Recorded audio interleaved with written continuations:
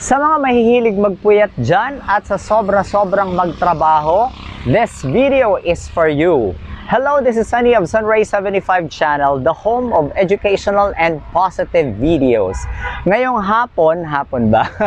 Anyway, anytime that you can watch this video, I'll be sharing to you a very important information as to sa mga mahilig magpuyat at sa sobrang magtrabaho, this video is for you. I'd like to share to you from this book, The One Thing from Gary Keller. Ang sinasabi dito, there is an 11-year study of nearly 7,100 British civil servants. They concluded that habitual long hours can be deadly. Habitual long hours of work can be deadly. Researchers show that individuals who work more than 11 hours a day, that's a 55 plus hour work week, were 67% more likely to suffer from heart disease. Ayan. So kung nakikita ninyo, medyo marami na ngayon ang nagkakaproblema sa puso. Ayan.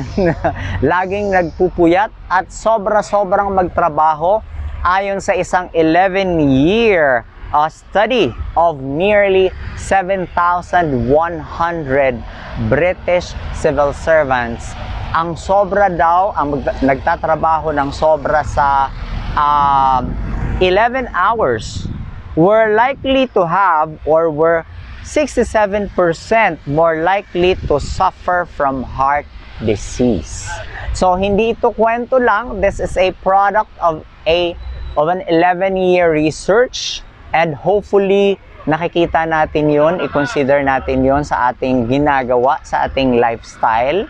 Okay na meron ng trabaho, but ang sinasabi sa atin, we have to be conscious about our health. We have to, wala namang perfect balance, but to some extent, nakikita natin yung value din ng pagpapahinga, value ng tamang tulog, syempre, yung value ng tamang kinakain, kasi ngayon napakarami ng mga kinakain natin which are deadly.